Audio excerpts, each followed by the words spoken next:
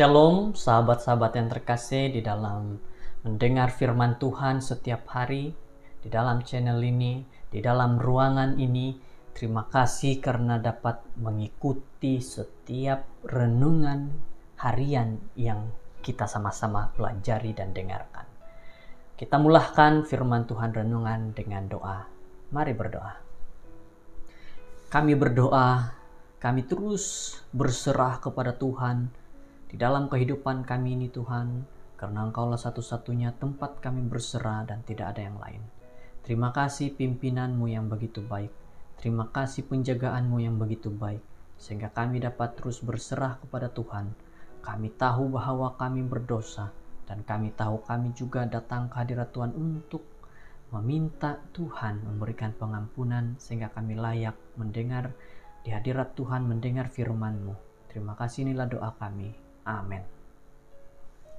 Firman Tuhan berjudul Keadaan Orang Mati. Dan ayat renungan di dalam Yohanes 20 ayat 17 mengatakan, kata Yesus kepadanya, janganlah engkau memegang aku, sebab aku belum pergi kepada Bapa. Tetapi pergilah kepada saudara-saudaraku dan katakanlah kepada mereka, bahwa sekarang aku akan pergi kepada Bapakku dan Bapamu, kepada Allahku dan Allahmu. Yohanes 20 ayat 17. Mungkin doktrin Alkitab yang paling sukar diterima orang bukanlah hari Sabat, tetapi keadaan orang mati.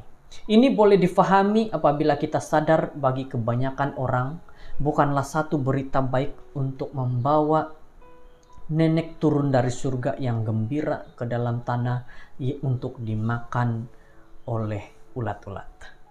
Mungkin bukti yang paling baik yang kita tidak pergi ke surga ketika kita mati adalah bahwa pada pagi hari kebangkitan, jelas Yesus tidak pergi ke surga sehingga dia dibangkitkan daripada kematian, bercakap dengan Maria.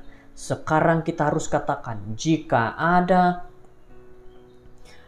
ada orang yang layak pergi ke surga ketika mereka mati, Yesuslah orangnya. Dia telah menunjukkan kehidupan yang sempurna dan tidak perlu dipersoalkan. Saudara-saudara yang terkasih, akan tetapi perhatikan kata-kata Yesus kepada Maria pada pagi hari kebangkitan.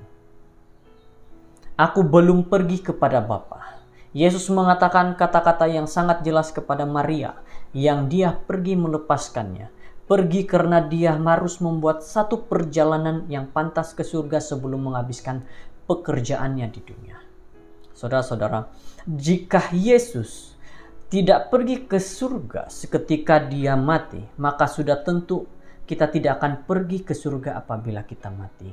Doktrin tentang keadaan orang mati adalah mudah untuk dijelaskan, tapi sukar untuk diterima oleh ramai orang. Ini adalah hal yang benar. Semua orang berehat atau tidur dalam kubur sampai Yesus datang. Demikianlah mudahnya ajaran itu, saudara-saudara yang terkasih. Seperti yang dikatakan, kita boleh saja katakan kepada semua orang, tetapi bukan semua orang dapat menerima baik, terutama sekali tentang doktrin tentang kematian orang, doktrin tentang kematian. Jadi saudara-saudara, pemahaman yang betul tentang keadaan orang mati, doktrin keadaan orang mati, melindungi umat percaya daripada pembohongan setan berkenaan dengan kehidupan selepas mati. Perkara-perkara seperti hantu dan ajaran-ajaran palsu yang lain daripada dunia roh. Jadi mari kita perkuatkan pikiran kita dengan kebenaran yang indah daripada Alkitab, supaya kita boleh memahami dan membantu orang lain memahami hikmat Tuhan, bukan saja dalam kehidupan, tapi juga dalam kematian. Kita diperingatkan pada petang ini dengan renungan pendek kita. Kita diperingatkan pada saat ini dengan renungan pendek kita. Saudara-saudara, kita kena ingat bahwa dalam kehidupan kita, sebagai seorang umat Tuhan, kita harus mempelajari Alkitab itu dengan baik. dengan benar? Maka jawabannya juga ada di dalam Alkitab. Semoga firman Tuhan menjadi kekuatan bagi kita pada saat ini, memberikan kita terus dorongan untuk berserah kepada Tuhan. Terima kasih, Tuhan berkati. Kita berdoa. Bapa yang baik, Tuhan yang penuh kasih, kami berdoa, bersyukur, berterima kasih karena kebaikan Tuhan kami sudah berserah sepenuhnya. Terima kasih Tuhan mendengar doa ini. Dalam nama Yesus, amin.